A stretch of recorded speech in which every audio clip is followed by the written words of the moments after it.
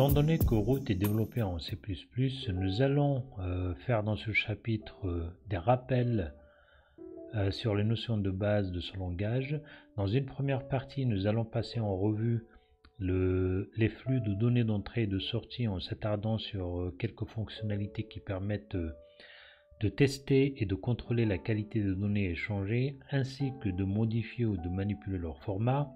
De même, nous allons revoir les types de données qui sont utilisés en C++ en distinguant les types qui sont prédéfinis dans le système de ceux qui en dérivent ainsi que de ceux qui sont définis ou construits par l'utilisateur. Et à la fin, nous allons passer en revue rapidement les structures de contrôle, aussi bien les structures de branchement conditionnel que celles des boucles. Revenons un instant sur la notion de flux. On appelle par flux en informatique le flot de données échangées entre le programme et son environnement. Le concept de flux a été introduit en C++ pour alléger et simplifier la gestion et le codage de toutes les opérations d'échange entre l'ordinateur et les différents périphériques du système. On parle de flux d'entrée standard lorsque la source des données correspond au clavier, et on parle de flux de sortie standard lorsque les données sont redirigées pour affichage sur l'écran. La bibliothèque qui regroupe les fichiers en tête et les objets qui permettent de contrôler les flux d'entrée et de sortie standard s'appelle le stream. Stream, c'est flux en anglais, I c'est input, donc entrée, O c'est output et donc sortie. En réalité, cette bibliothèque regroupe donc deux bibliothèques. La première, OSStream, O pour output. Elle contient les fichiers en tête et les objets qui permettent de contrôler le flux de sortie standard. On peut répartir ces objets en deux groupes. Le premier groupe contient le cout, C pour caractère et out pour output. Et cet objet, il contrôle l'écriture sur la sortie standard qui est l'écran dans notre cas. Le deuxième objet ou la deuxième catégorie comporte l'objet CR qui contrôle l'écriture sur la sortie standard, donc les erreurs. Et dans le cas on a un programme qui tourne, ce que l'on appelle en tâche de fond, ça veut dire qu'il tourne un programme système qui tourne en permanence et que l'on a besoin de consulter les erreurs affichées a posteriori. Dans ce cas-là, l'objet qui réalise ces tâches s'appelle clog.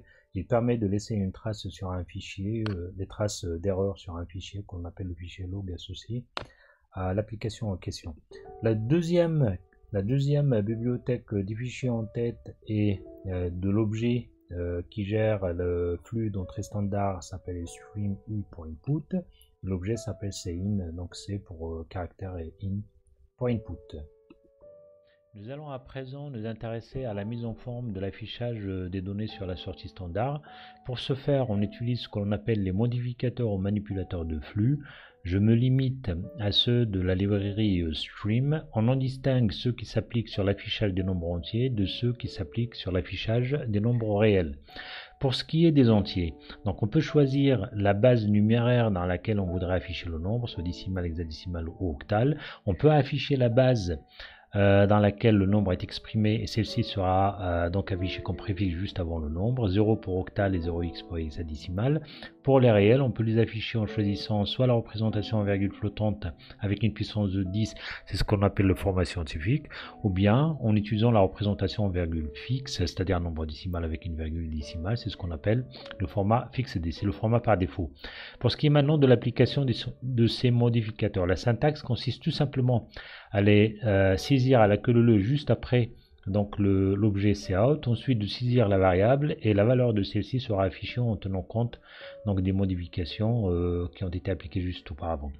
Alors une deuxième méthode pour appliquer donc pour changer la mise en forme de l'affichage consiste à utiliser ce que l'on appelle les flags de format d'affichage, et d'ailleurs cette méthode nous donne aussi les modificateurs pour changer le format d'affichage des chaînes de caractères. Alors les flags, en fait, c'est un type qui est défini dans la librairie base qui elle-même fait partie de la librairie stream. Il suffit tout simplement de saisir les différentes spécifications que l'on voudrait changer au niveau de la mise en forme. Donc on les concatène en utilisant, on peut en choisir plusieurs, en les concaténant en utilisant donc le symbole barre verticale égale. Une fois que les spécifications sont choisies, on pourrait les appliquer sur cout en utilisant la commande de caprès et la suite naturelle, c'est tout simplement de saisir, d'utiliser la syntaxe ordinaire de cout. Alors là, c'est un exemple. Je déclare donc le paramètre. J'utilise le modificateur, donc affichage d'un nombre entier en hexadécimal, je l'applique sur cout, ensuite j'affiche. Je vous conseille aussi de voir, d'aller jeter un coup d'œil sur la librairie manip, ça fournit aussi des modificateurs qui font à peu près la même chose. Alors donc on va voir le premier exemple qui va illustrer l'application des modificateurs de format. Donc on saisit donc la directive qui déclare la bibliothèque stream, ensuite la fonction principale. Alors on affiche un nombre entier, donc par défaut c'est décimal. Ensuite on utilise les deux modificateurs x et showBase, donc ça permet d'afficher 20 dans la base numéraire donc hexadécimale, donc en affichant la base. Ensuite on utilise la deuxième méthode des flags. Donc je déclare un flag, j'affecte donc le modificateur scientifique au flag, je l'applique sur cout, ensuite j'affiche ce nombre en utilisant donc le format scientifique.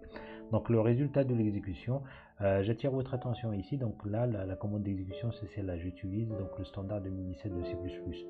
Après, donc les résultats, donc ça c'est le premier affichage par défaut, donc c'est décimal. Le deuxième affichage, donc nous avons donc 20 en décimal, ça correspond à 14 en hexadécimal, et là le préfixe qui montre donc la base.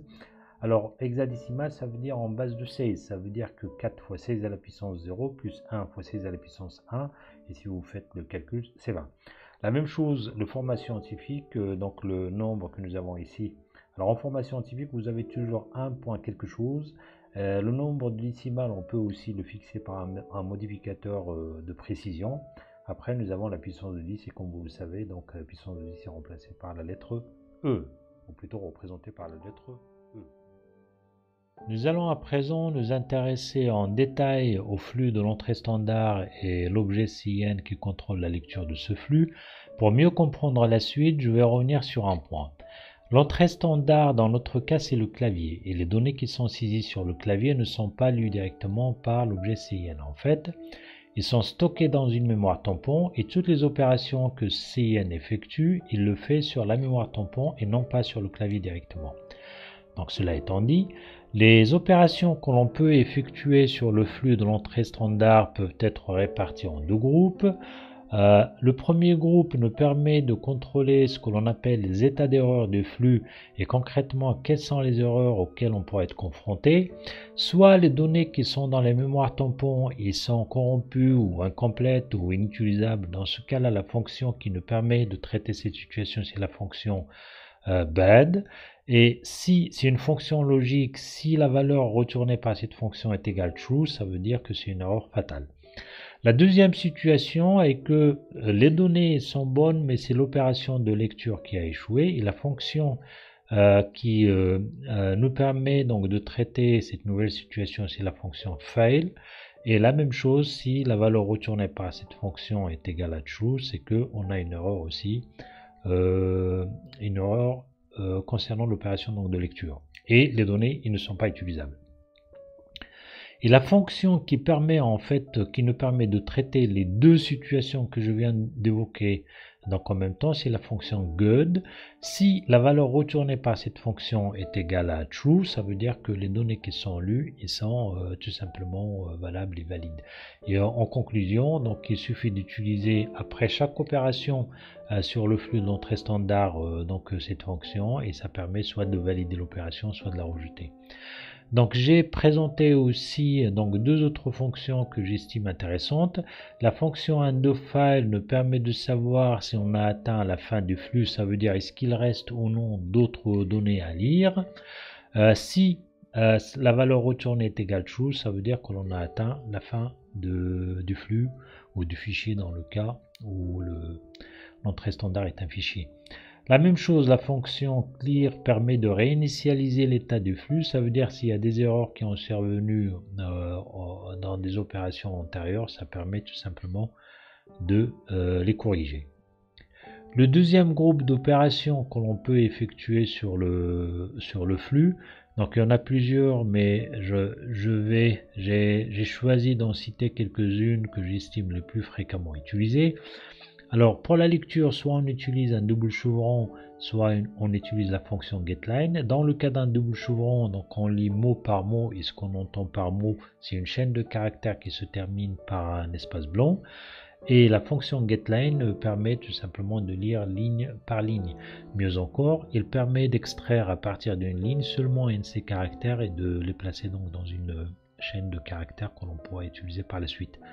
De même, donc je présente la fonction gcount qui permet de retourner le nombre de caractères lus, soit par cette fonction, non, essentiellement par la fonction getLine. En fait, gcount ne marche qu'avec getLine.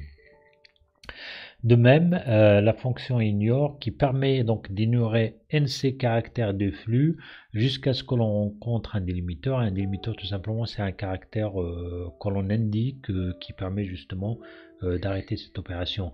Et le caractère en général que l'on choisit, c'est donc un blanc d'espace. Concrètement, si ignore NC blanc d'espace, ça veut dire que l'on va ignorer une NC caractère dans le flux jusqu'à ce que l'on rencontre le blanc d'espace, et les données qui viendraient après ce blanc d'espace, donc ils seront disponibles pour une opération ultérieure sur le flux.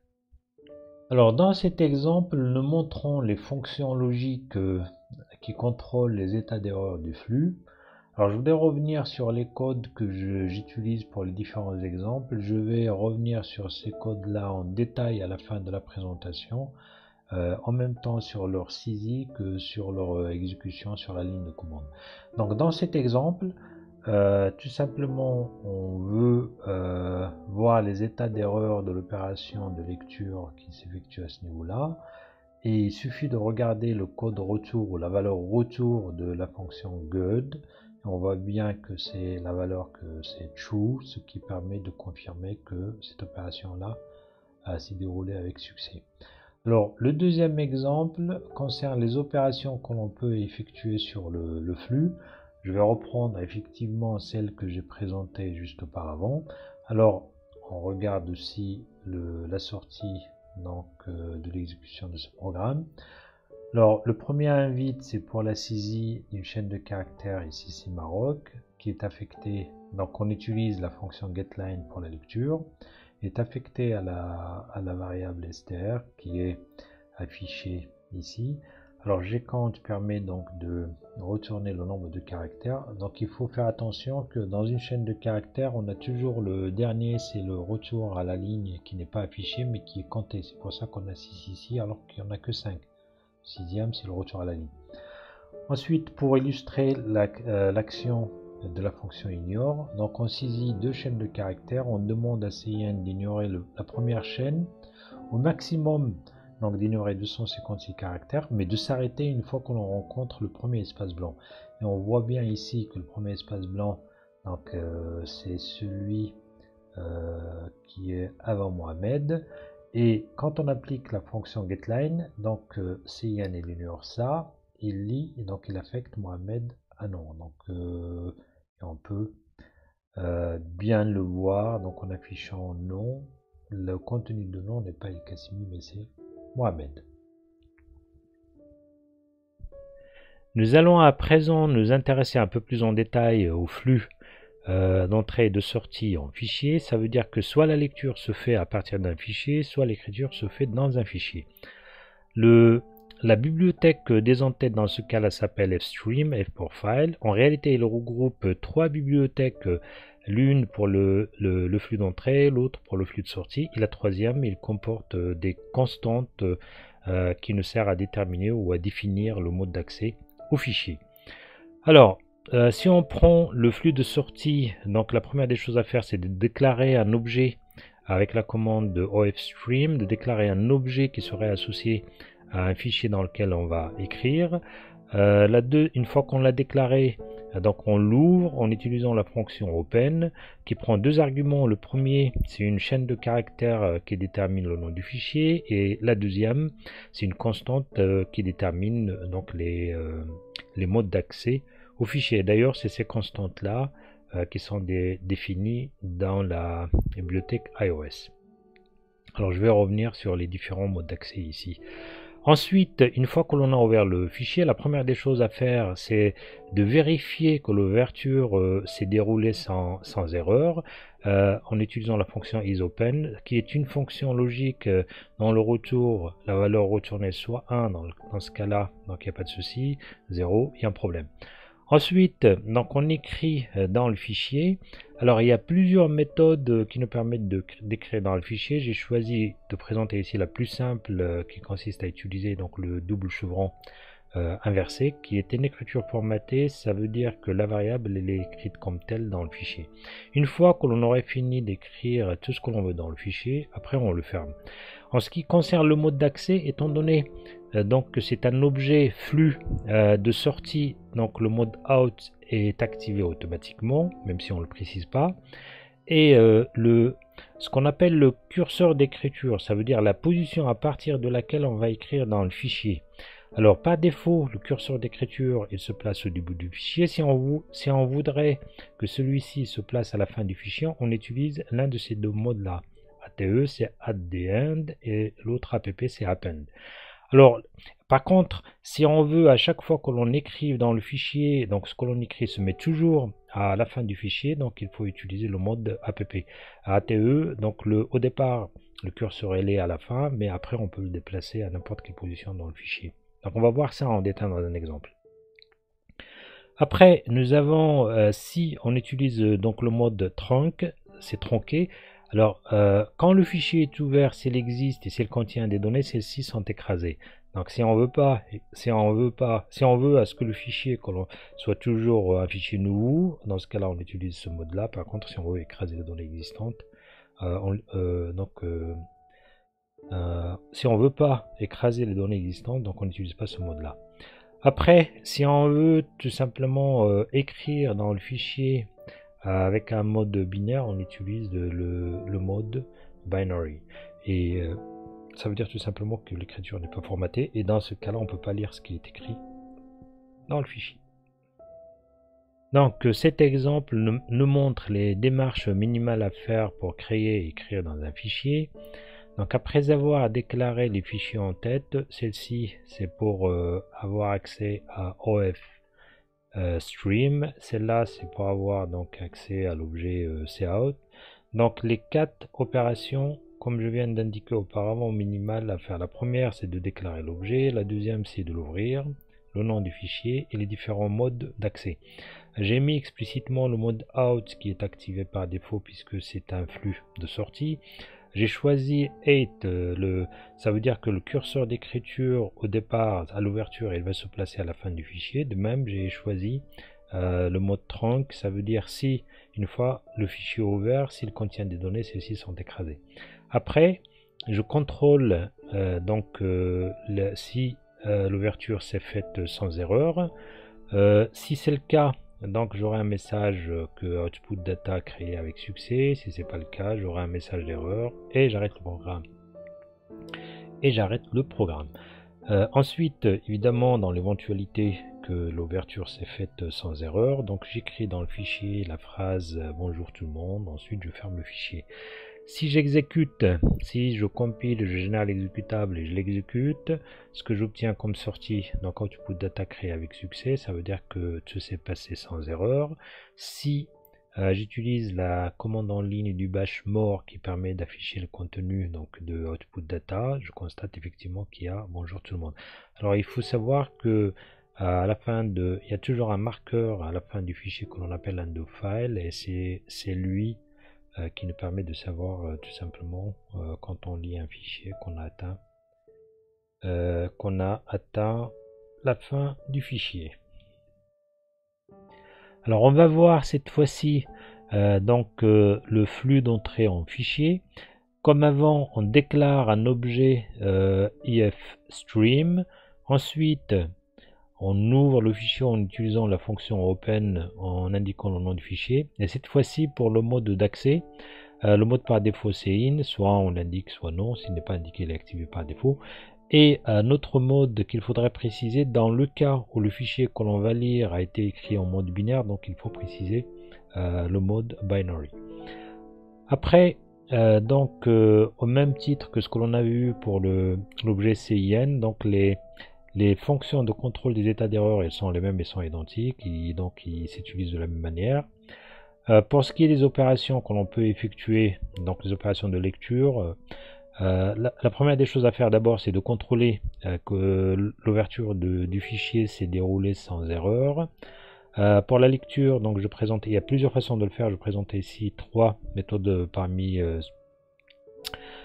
celles qui sont possibles. La première, c'est la plus simple, c'est la lecture formatée à l'aide des 2 chevrons. La deuxième, c'est la lecture de caractère par caractère. Et la troisième, c'est getLine, qui est identique à celle que l'on a vue pour l'objet CIN. Ensuite, une fois que l'on a fini de lire le contenu du fichier, donc on le ferme avec la méthode close. Là, je présente quelques fonctions qui me semblent intéressantes. La première, c'est LG qui permet de retourner la position du curseur de lecture dans le fichier. La deuxième, il permet de déplacer le curseur de lecture dans le fichier, soit en indiquant une position et en donnant un nombre de caractères à partir. Donc la position se fera si le nombre donné est n, donc la position du curseur se fera à n caractères de la position dep. Et dans le cas où on n'indique que la position, donc le curseur se mettra dans cette position. Et la dernière, c'est la fonction ignore que l'on a vue et qui fait la même chose que celle que l'on a vue pour l'objet CIN. Donc l'exemple suivant montre l'utilisation d'un flux d'entrée en fichier. Donc après avoir déclaré les fichiers en tête, dans la fonction principale, je déclare un objet ifstream, ensuite je l'ouvre. Le nom du fichier c'est output.data, donc il existe. Je mets explicitement le mode in, ça c'est activé automatiquement, donc on peut ne pas le mettre. Donc je vérifie si l'ouverture, s'il y a un souci, s'il y a une erreur dans l'ouverture, si c'est le cas, donc je affiche un message d'erreur et j'arrête le programme. Sinon, alors pour la suite, donc le fichier en fait que l'on va lire, il contient 3 lignes, nombre d'étudiants 30 et ainsi de suite. Donc j'utilise les doubles chevrons pour la lecture. Alors je rappelle que quand on lit avec le double chevron, on lit mot par mot, comme ce qu'on avait vu d'ailleurs pour le CIN auparavant. La fonction logique de contrôle, donc de lecture good, donc on va bien ici, s'il est bonne, s'il n'y a pas d'erreur dans la lecture, donc on va afficher ce qui est lu. Dans le cas contraire, on va mettre l'affichage. On regarde, donc j'exécute, et la sortie, ça donne ce qui est lu, ces nombres. Donc ça veut dire que déjà l'ouverture c'est bien passé, et la même chose la lecture, il n'y a pas d'erreur dans la lecture. Et si je regarde, donc le premier mot c'est nombre. Ensuite j'utilise la fonction ignorer. Donc en fait j'ignore une chaîne de caractères d'une longueur au maximum 256 jusqu'à ce que donc le curseur de lecture rencontre le retour à la ligne. Donc en fait on va ignorer tout ça. Alors pour le vérifier, on va relire donc tout simplement le fichier donc output.data, et on regarde ce que l'on a lu. Alors ce que l'on a lu, c'est matière, donc et ça vérifie bien que tout le reste de la ligne a été ignoré. Après on utilise les deux fonctions que l'on a vues tout à l'heure, c'est celle qui permet d'indiquer la position du curseur de lecture dans le fichier. Alors je rappelle que la position elle est donnée en octets, ça veut dire quand on déplace le curseur d'une position, il se déplace dans la mémoire de 8 bits d'un octet. Et par conséquent ici je place plutôt le curseur de lecture à la fin du fichier, ensuite je lis la position, ce qui me donne en quelque sorte la taille du fichier en octets. Alors quand je fais ça, donc je retrouve que la taille du fichier c'est 85 octets. Donc une fois que j'ai fini, je ferme le fichier et je sors. Alors on va voir maintenant rapidement le concept de variable et de type dans C++. Donc on va essayer d'aller un peu plus vite étant donné qu'on l'avait déjà vu auparavant. Alors la notion de variable peut être représentée comme une zone mémoire où l'on place des données, comme une suite de cases dans lesquelles on peut placer tout simplement des données. Et le contenu de ces cases constitue la valeur de la variable. La variable porte un nom que l'on appelle aussi identificateur et qui doit suivre, respecter certaines règles. Donc il doit être constitué de lettres, de chiffres et le tiret en bas des 8. Le premier caractère doit être toujours une lettre ou l'underscore, le tiret d'en bas qu'on appelle aussi l'underscore. Et il ne devrait pas y avoir d'espace dans le nom.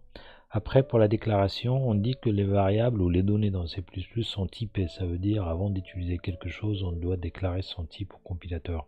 Et par conséquent, la syntaxe, c'est toujours le type, le nom de la variable. Et après, son initialisation, on peut la faire soit avec égal, soit égal, qui est aussi, on va dire, le propre de l'initialisation du langage C. Pour ce qui est de C++, on peut utiliser donc une parenthèse à la manière d'une fonction pour l'initialisation. On peut utiliser même dans les versions toutes récentes de C++, on peut utiliser les accolades. Après, si on place donc l'opérateur const devant une déclaration de variable, celle-ci devient une constante dans le reste du programme, et si on essaie de la modifier, le compilateur affichera une erreur et arrêtera le programme. Et la syntaxe est toujours const, donc type, le nom de la variable et sa valeur. Donc pour ce qui est des opérateurs de base de C++, donc je les récapitule.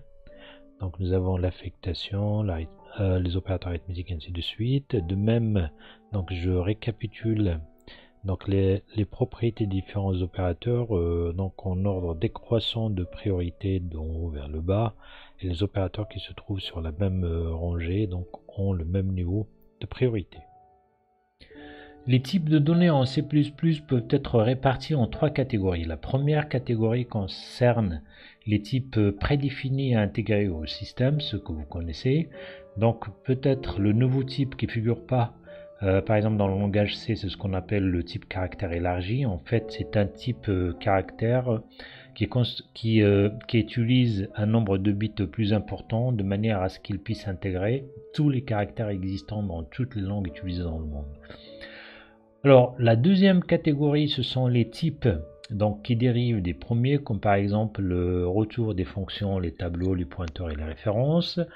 Et la troisième catégorie, ce sont les types qui sont définis par l'utilisateur en utilisant le spécificateur typedef ou les structures, énumération, les unions et les classes. Pour ce qui est donc des chaînes de caractères, on peut utiliser donc la définition d'une chaîne de caractères en C comme on le fait en C, c'est-à-dire un tableau de caractères, sauf quand on le fait en C++, la chaîne de caractères est déclarée donc implicitement constante. Si on essaie de la modifier après, le compilateur en fait affiche une erreur et arrête le programme. Ça, on va le voir en détail dans un exemple. Et donc du coup, donc une bibliothèque concernant donc le type chaîne de caractères en C++ a été créée à cet effet et ça s'appelle string. Et donc à la différence des autres types qui sont intégrés, donc on n'a pas besoin de déclarer aucune en-tête pour les utiliser. Donc pour les chaînes de caractères, on est obligé donc au début du programme. Les types prédéfinis caractères sont résumés dans le tableau ci-après. Donc on a le type caractère signé, non signé, le type caractère 16, 32 et le type caractère large, le wide char. Donc nous avons la taille que peut occuper en octets chacun de ces types, ainsi que le domaine de valeur ou l'intervalle des valeurs qui sont prises par les variables qui sont déclarées par ces types. Et la déclaration et l'initialisation, donc comme ça se fait d'habitude, à la différence du langage C que l'on peut utiliser, les parenthèses. Donc pour le type prédéfini entier, la même chose, le tableau suivant récapitule les différentes caractéristiques de chacun des types en termes de taille en octets et d'intervalle des valeurs possibles. Donc on en distingue pour chacun des types. Il faut signaler que par défaut le type est signé, ça veut dire que vous avez les valeurs qui peuvent être prises, elles sont et s'étalent aussi bien sur la valeur négative que positive. Et si on veut donc le type non signé, il faut le préciser. Donc pour la déclaration et l'initialisation, donc ça se fait de manière normale, mis à part le fait que vous pouvez utiliser des parenthèses. Et enfin, le dernier type donc que l'on présente, donc le type réel.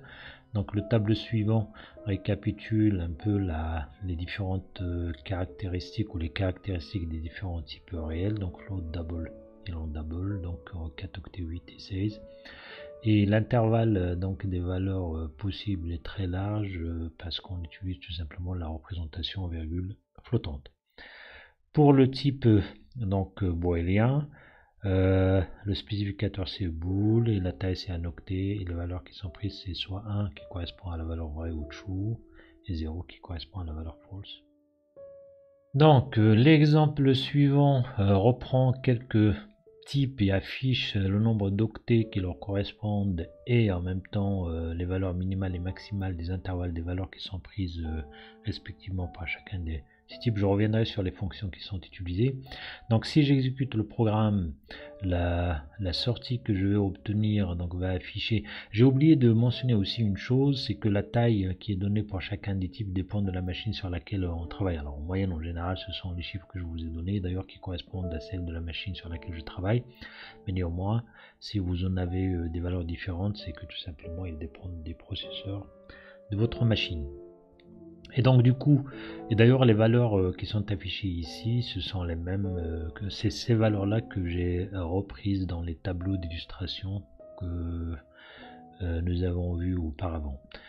Et les fonctions que j'ai utilisées justement pour afficher la taille, c'est sizeof, c'est une fonction qui fait partie de la librairie standard de C++, et il est intégré, on n'a pas besoin de déclarer d'entête. Par contre, les valeurs minimales et maximales des intervalles de valeurs de chacun des types, donc j'ai utilisé les deux fonctions ici qui font dans l'entête à déclarer et limits.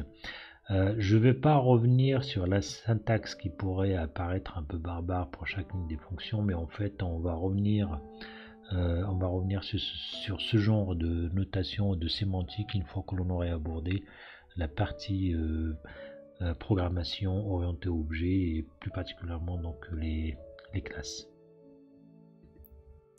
Passons au type dérivé et commençons par les tableaux. Lorsque nous avons des variables de même type et qui vont être traitées de la même manière et qui représentent la même chose, il est préférable et optimal de les regrouper dans une même zone donc de mémoire dans laquelle les variables occupent des espaces contigus, ça veut dire qu'ils se suivent et chacun des éléments est repéré par un indice. Donc ce type de regroupement, c'est ce que l'on appelle un tableau. Et un tableau, il est identifié par son nom et le nombre d'éléments qui le composent. Et le type du tableau, c'est seulement le type, c'est tout simplement le type de ces éléments. Alors pour une déclaration de tableau, donc on précise le type. Son type, c'est celui de ces éléments, comme je viens de dire. Supposons que table, c'est ma table. Et donc entre deux crochets, on indique le nombre d'éléments qui le composent, et l'initialisation du tableau se fait tout simplement par les valeurs initiales de ces éléments que l'on met entre deux accolades. Supposons que je veux donc déclarer un tableau qui contient trois éléments, qui contient en fait trois variables réelles, donc c'est float, call, vector, et là j'initialise donc les trois variables par des valeurs initiales. Pour l'accès à un élément du tableau, supposons que je veux accéder à l'élément i donc de ma table. Il suffit que je définisse une variable du même type que les éléments de ma table et que j'utilise donc l'opérateur double crochet entre lequel je mets l'indice de l'élément auquel je veux accéder. Exemple, si je veux accéder au premier élément du tableau corde vecteur, donc je définis une variable du même type que le tableau et j'utilise l'opérateur double crochet et je mets entre donc les double crochets l'indice de l'élément. Et dans ce cas-là, expose va être affecté de la valeur 10.1. Un autre type dérivé, c'est ce qu'on appelle les pointeurs. On sait donc qu'une variable peut être représentée par son emplacement dans la mémoire qui est identifiée de manière unique par une adresse, et on sait aussi que la variable on la manipule ou on l'identifie par son nom. On pourrait également la manipuler par son adresse, et le type qui permet de manipuler une variable par son adresse s'appelle donc un pointeur. Donc un pointeur en fait c'est une variable qui contient l'adresse d'une autre variable. Alors, pour la déclaration d'un pointeur, donc on a besoin d'un nom, il suit les mêmes règles que les noms d'une variable. Ensuite, on le fait précéder du type de la variable dont il contient l'adresse, suivi donc d'un astérisque, d'une étoile. Et l'étoile, c'est un opérateur que l'on appelle le déréférencement. Alors, il est impératif d'initialiser un pointeur au moment de sa déclaration. Si on ne le fait pas, c'est très dangereux. Après, ça peut donner lieu à des erreurs qui peuvent faire planter le programme. Et donc, si on connaît la variable qui va être pointée dans ce cas-là, on utilise donc l'opérateur esperluette ou le est commercial qui permet d'accéder donc à l'adresse de la variable. Si on ne la connaît pas encore, donc on initialise le pointeur par le pointeur nul qu'on appelle en C++ nul ptr. L'exemple ici, donc la variable, je définis la variable de type réel et qui est initialisée par 1160, ça correspond à cette case. Et je définis le pointeur donc vers un réel et je veux qu'il pointe donc la variable m'a donné. Dans ce cas-là, je l'initialise avec l'adresse m'a donné. Après, pour accéder à la donnée qui est pointée, c'est ce qu'on appelle le déréférencement. Donc il suffit que je déclare une variable du même type que la variable donc pointée. Et après, je fais égal étoile le nom pointeur. L'exemple ici, si je veux par exemple accéder à la valeur de la variable m'a donné, donc je définis une variable avec le même type que m'a donné, ça veut dire float. Ensuite je fais égal étoile, donc l'opérateur étoile, je l'applique sur le pointeur sur cette variable. Alors un autre type dérivé, c'est ce que l'on appelle les références. On définit par référence ou par la référence d'une variable tout simplement un alias ou un synonyme de cette variable. Essayons d'illustrer ça par un exemple. Prenons une variable dont la valeur est égale à 1560.5. Donc je définis une référence à qui je donne le nom ma référence. Donc le contenu de la variable ma référence va être égal à 1560.5. Donc le contenu d'une référence est égal au contenu de la variable, alors que le contenu d'un pointeur est égal à l'adresse de la variable qui est pointée. Donc la déclaration d'une référence, on choisit un nom, donc le nom de la référence suit les mêmes règles que le nom d'une variable. On le fait précéder par le type de la variable qui est référencée, suivi par l'opérateur indirection, donc le est commercial. Il est obligatoire, il est impératif donc d'initialiser la référence par la valeur de la variable qui est référencée. Sinon, le compilateur tout simplement signale une erreur et arrête le programme. Alors prenons un exemple. Si l'on se base sur l'exemple donc cité ci-dessus, alors soit ma var, donc la variable dont le contenu est égal à 1560.5. Alors, pour déclarer une référence sur cette variable, donc je donne à la référence un nom, ensuite je la fais précéder par le même type que ma var, suivi du est commercial et je fais égal à ma var. Ce qu'il faudrait savoir, c'est que toute opération effectuée sur ma ref, donc sur référence, s'effectue automatiquement sur la variable référencée, ça veut dire sur ma var.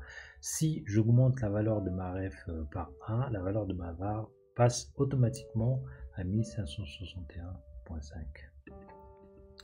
Alors revenons sur la relation entre les tableaux et les pointeurs. Prenons l'exemple d'un tableau qui s'appelle liste revenu de 10 réels qui sont initialisés correctement. En fait, liste revenu est un pointeur dont la valeur est égale à l'adresse du premier élément du tableau. Et chaque tableau en fait c'est un pointeur dont la valeur qu'il contient est égale à l'adresse du premier élément, de son premier élément. Et par conséquent, si je veux par exemple accéder à l'élément d'indice i du tableau, soit j'utilise la syntaxe ordinaire, soit tout simplement j'utilise le fait que liste revenu plus i est le pointeur vers le ième élément du tableau, et donc je le déréférencie pour accéder à son contenu. Et par conséquent, donc les deux expressions ici sont équivalentes. Dans l'exemple suivant, nous allons revenir sur les notions de tableau, pointeur, référence et les différentes relations entre ces différentes notions. Donc après avoir déclaré le long-tête stream, dans la fonction principale, je déclare un tableau de 4 réels que j'initialise 1, 2, 3, 4. Donc j'affiche le quatrième élément du tableau, n'oublions pas que les indices commencent à partir de 0. Ensuite j'affiche le pointeur vers le quatrième élément du tableau, donc en principe je dois toujours obtenir la valeur 4. Je définis un pointeur vers un nombre réel que j'initialise donc avec le pointeur mon tableau. La même chose, troisième fois j'affiche le pointeur donc vers le quatrième élément du tableau et par conséquent donc je dois toujours obtenir 4.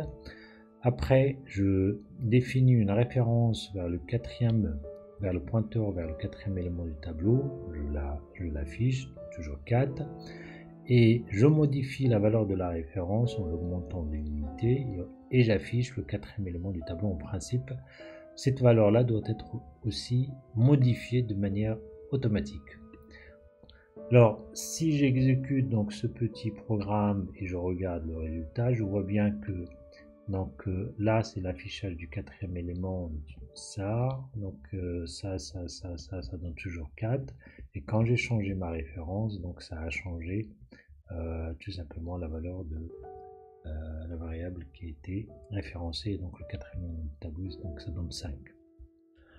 Revenons aux chaînes de caractères. Dans les exemples que nous avions vus auparavant, j'ai déclaré une chaîne de caractères comme un tableau de caractères ou un pointeur vers le premier caractère de la chaîne. C'est une syntaxe qui est propre au langage C que l'on peut utiliser également en C++, sauf que une chaîne de caractères déclarée de cette façon en C++ sera considérée comme une chaîne constante. C'est comme si implicitement donc la déclaration est précédée par l'opérateur const.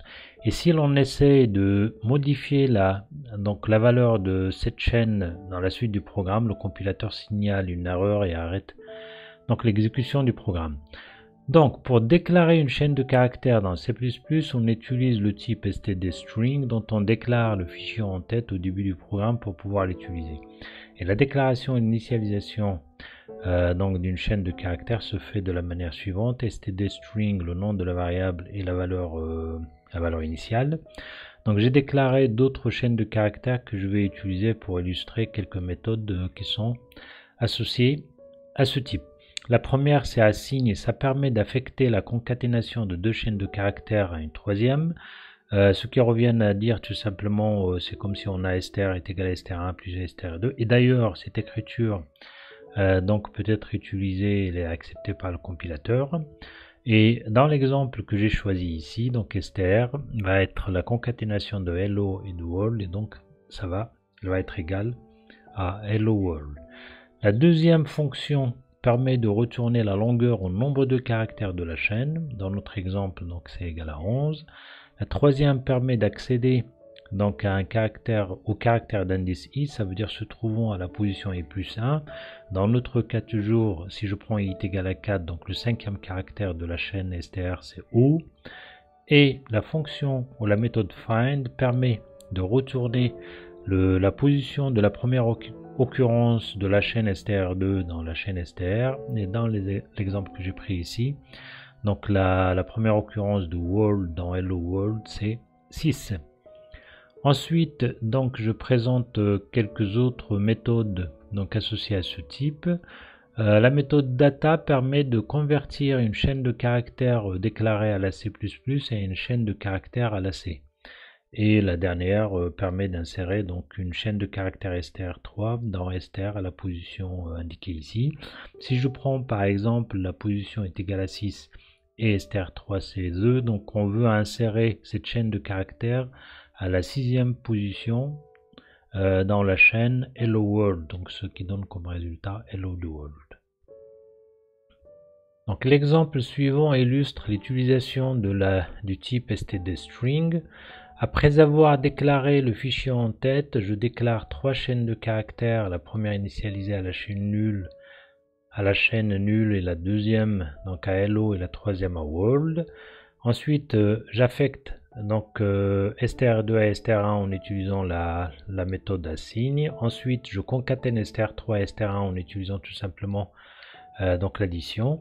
Donc ce qui revient à dire que la concaténation entre deux chaînes c'est la même chose que l'addition entre ces deux chaînes. Donc en fait le compilateur il accepte cette syntaxe. Après j'utilise donc l'accès au caractère d'indice 4, ensuite la longueur, ensuite j'utilise la fonction find et après la fonction donc insert. En exécutant donc ce programme, les résultats que l'on obtient, donc la concaténation de str2 et str3 et l'affectation de résultats dans str1 dans donc hello world,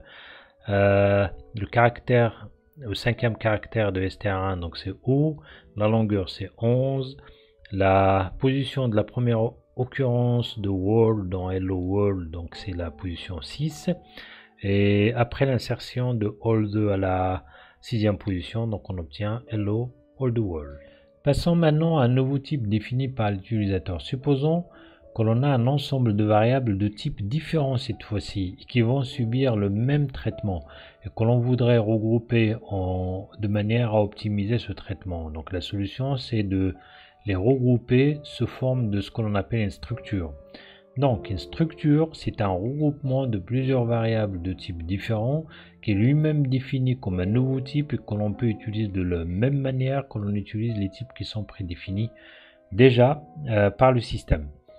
Alors la syntaxe consiste à utiliser le mot-clé typedef pour indiquer que c'est un nouveau type qui va être défini par l'utilisateur. Ensuite struct pour indiquer que c'est un regroupement de plusieurs variables de types différents que l'on met entre deux accolades et que l'on appelle des champs. Ensuite, on donne un nom à cette structure, à ce type que l'on peut utiliser comme un type par la suite.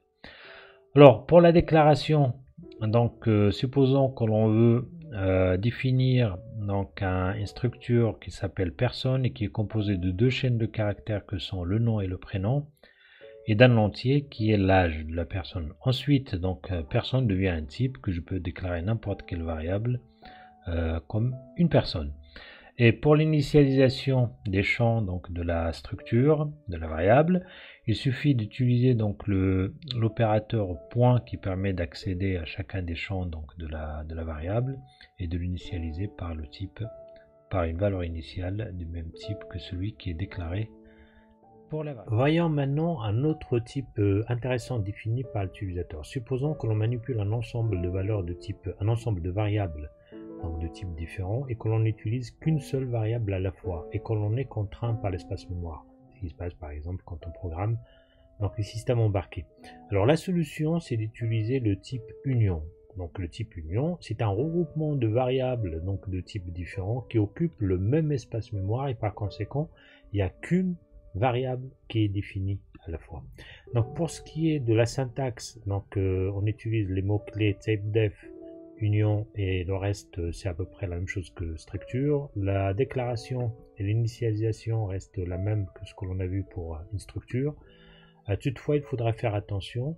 Donc quand on utilise union, il n'y a qu'un seul champ ou une seule variable qui est définie à la fois, étant donné, comme je viens de dire, que toutes les variables occupent le même espace. Quand on définit une pour l'utiliser, elle écrase l'autre et par conséquent, c'est celle qui est active, qui est accessible et les autres, ils ne le sont pas. Donc un autre type intéressant qui pourrait être défini par l'utilisateur, c'est ce qu'on appelle une énumération. En effet, supposons que l'on utilise dans le programme des constantes entières et qu'on voudrait leur donner un nom qui reflèterait le sens de la constante, de manière à ce que le programme soit lisible. Donc la solution, c'est d'utiliser une énumération. Dans la syntaxe, toujours on commence par typedef pour déclarer que l'on veut définir un nouveau type. Unum, donc c'est le mot-clé qui permet de déclarer le type énumération. Ensuite, entre deux accolades, on met les noms que l'on voudrait donner aux constantes entières. Si on ne précise pas la valeur de la constante entière, donc ça commence par 0 et ça s'incrémente au fur et à mesure d'une unité. Par contre, quand on précise la valeur, la constante qui vient juste après sera incrémentée d'une unité. La déclaration, donc un exemple, supposons que l'on veut déclarer une énumération qui s'appelle nombre, composé de 1, 3 et 4. Donc le fait que je donne 1 ici, ça permet de ne pas commencer par 0. Et quand je donne 3 ici, ça permet à la constante qui vient après de prendre la valeur 4.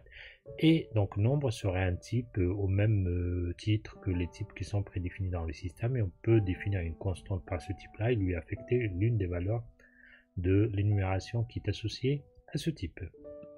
Alors dans cet exemple, nous allons utiliser le type structure. Donc après avoir déclaré les fichiers en tête que l'on va utiliser après, dans la fonction principale, donc je déclare une structure, un type structure qui s'appelle personne, qui est composé de 3 champs, comme dans ce qui a été exposé auparavant. Donc personne devient un type au même titre que les types qui sont prédéfinis dans le système. Donc je déclare deux variables de type personne. La première, je l'initialise, la deuxième, je l'affecte par la valeur de la première. Et par conséquent, on vérifie si cette affectation a eu bien lieu. Donc quand j'exécute ce petit code, le résultat que j'obtiens, c'est l'autre personne. Donc le nom, on voit bien El Kassimi, donc ça a été bien affecté. Le prénom, ça a été bien affecté. Nous allons maintenant rappeler brièvement les structures de contrôle que vous avez déjà vues auparavant. Comme vous le savez, on utilise les structures de contrôle lorsque l'exécution du programme est soumise à des conditions. On peut distinguer deux cas. Ce que l'on appelle l'embranchement conditionnel. Dans ce cas-là, la condition est testée et si celle-ci est vraie, un bloc d'instruction est exécuté. Et les structures de contrôle donc de conditionnels sont if et switch. Le deuxième cas consiste donc à exécuter les instructions en boucle tant que la condition est satisfaite. Et les structures de contrôle que l'on utilise dans ce cas de figure, ce sont les structures de boucle, while, do while et for. Alors pour ce qui est de la syntaxe des structures aussi, on commence par la structure if. Nous avons trois façons de l'utiliser. If, condition, bloc d'instruction. Donc le bloc d'instruction est exécuté si la condition est satisfaite. La deuxième façon d'utiliser c'est if, else. Et dans ce cas-là, si la condition est satisfaite, c'est le premier bloc d'instruction qui est exécuté. Dans le cas contraire, c'est le deuxième. Et le troisième cas de figure, c'est if, else, et ainsi de suite. Et c'est la combinaison tout simplement des deux situations d'avant. Alors pour ce qui est de la deuxième structure, donc conditionnelle switch, donc elle évalue une expression et selon sa valeur, c'est égal à une constante. Donc c'est le bloc d'instruction donc respectif à la constante qui est exécutée. Et dans le cas où l'expression ne prenne aucune valeur de ce qui est testé, c'est le bloc d'instruction par défaut qui est exécuté. Et pour ce qui est des boucles, donc il faut distinguer une petite nuance entre while et do while, c'est que dans while, on ne rentre dans la boucle que si la condition est satisfaite, donc il se peut que l'on ne rentre jamais dans la boucle. Par contre, dans do while, donc l'instruction, le bloc d'instruction est exécuté une première fois avant que la condition ne soit satisfaite. Et la structure de boucle la plus utilisée, c'est la structure donc for, qui utilise donc un compteur donc qui repère donc les cycles de la boucle et qui est d'une part donc initialisé, ensuite la condition est testée donc sur ce compteur et le troisième champ entre les parenthèses est réservé à la manière d'incrémenter ce compteur et le bloc d'instruction est exécuté tant que la condition est vérifiée. Donc dans cet exemple nous allons illustrer l'utilisation tout simplement du test conditionnel if. Donc dans ce petit code, on invite à saisir une donnée. Donc on teste si c'est un nombre, on affiche la réponse saisie est un nombre et dans le cas contraire, la réponse saisie n'est pas un nombre. On utilise donc une bibliothèque dans le fichier en tête, c'est ssstream et l'objet que l'on va utiliser c'est string qui permet de convertir une chaîne de caractères en un flux et après on utilise les fonctionnalités que l'on connaît sur les flux. Ça permet en fait de faciliter le test de ce qui est saisi si c'est un nombre ou non. Alors, on affiche donc un invite pour saisir une donnée qui est stockée dans la chaîne de caractères rep, qui est convertie en un flux str, et après, donc on lit le flux avec une variable réelle. Et on utilise la fonction logique fail des flux.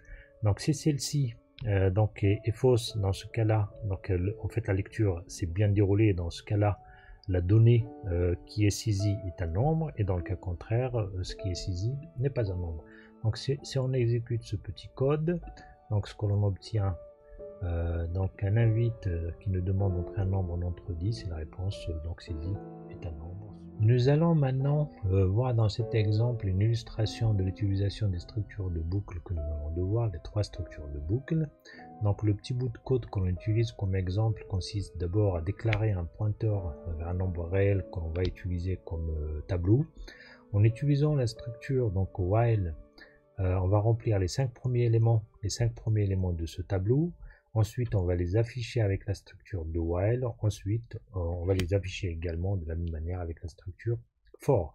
Donc, en exécutant ce petit bout de code, donc le retour, le résultat que l'on obtient, donc sont l'affichage tout simplement du contenu du tableau, des 5 premiers éléments du tableau. Donc, le premier affichage avec de while, le deuxième affichage avec for.